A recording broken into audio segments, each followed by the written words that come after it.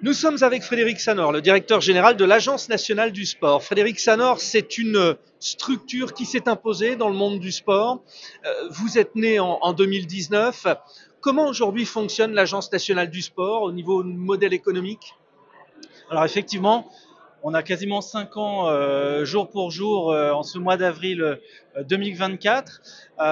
On a un modèle économique qui est basé sur des dotations financières de l'État, sur des taxes également, sur les paris sportifs qui nous sont reversés là aussi dans le cadre du projet de loi de finances, et puis des partenaires privés, que ce soit des sponsors ou des mécènes, qui viennent accompagner des projets, des programmes ou des initiatives spécifiques comme ce matin cette maison de la performance. Effectivement, nous étions donc à la présentation de la Maison de la Performance. L'Agence nationale du sport a cette vocation d'accompagner nos futurs médaillés, et même les autres, mais plus large, on va dire que vous êtes dans la vie du sport français. Alors à quel autre niveau? Alors effectivement, on est aujourd'hui et on essaye d'apporter ce service comme un peu l'opérateur du sport français, à la fois sur la découverte de la pratique sportive, le goût du sport, avec les clubs, avec les territoires, mais aussi avec les jeunes potentiels sportifs qui doivent être accompagnés pour progresser au meilleur niveau. Et donc c'est vraiment notre vocation à 360 degrés. On dit toujours qu'on a deux jambes à l'agence, une jambe pour le développement des pratiques sportives et la découverte du sport, et puis une jambe pour le haut niveau et la haute performance. Et c'est dans ce cadre-là, bien sûr, qu'on est ces dernières semaines et pour ces prochains mois très focalisé sur les Jeux Olympiques et Paralympiques de 2024. L'actualité du monde sportif français a été très chargée ces derniers mois et on a eu l'occasion d'évoquer qui le ministère des Sports, qui le CNOSF, Comité national olympique du sport français, l'Agence nationale du sport, où c'est d'ailleurs un petit peu plus calme, on va dire.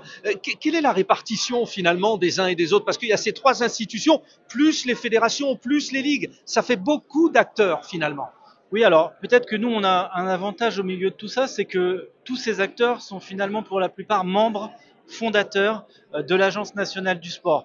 Donc ce projet de l'agence, c'est un projet commun où tout le monde a investi parfois des moyens financiers, souvent du temps humain, de l'engagement politique. Et donc c'est vraiment la clé de notre action. Et puis après, on est une petite équipe. C'est un peu le village gaulois du sport français. On a 70 personnes, des experts, d'anciens champions, d'anciens coachs, des gens issus du privé, de la fonction publique territoriale, de la fonction publique d'État, qui se mettent vraiment au service du développement de la pratique sportive et du sport de haut niveau. Donc ça veut dire effectivement pas toujours compter ses heures, essayer d'être en soutien, en accompagnement, dans une logique partenariale et aussi en challenge pour progresser collectivement. Frédéric Sanor, la dernière question. Il y a un événement, Paris 2024, mais il y a après. Et après, vous existez encore.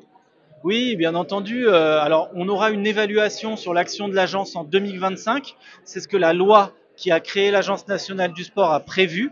Mais parallèlement, la plupart aujourd'hui de nos programmes qui ont été engagés et annoncés par le président de la République, je pense au plan sur les 5000 terrains de sport jusqu'en 2026, au plan sur l'inclusion par le sport, sur la création d'emplois d'éducateurs socio-sportifs, là aussi jusqu'en 2026, et puis sur l'ensemble de nos travaux autour du haut niveau et de la haute performance, où là encore, le programme Ambition Bleue, il est tourné jusqu'en 2028 à Los Angeles, en 2032 également, et puis il va se renforcer sur tous les aspects de détection pour préparer l'avenir, les futures pépites, les potentiels, et qu'on leur permette, avec nos maisons régionales de la performance sur l'ensemble des régions, d'accompagner nos futures championnes et nos futurs champions. Donc bien sûr, on a déjà les yeux tournés sur l'après, parce que les Jeux de 2024, c'est un événement exceptionnel, mais qui va être un événement et pour lequel on doit, nous, s'inscrire durablement pour apporter de la stabilité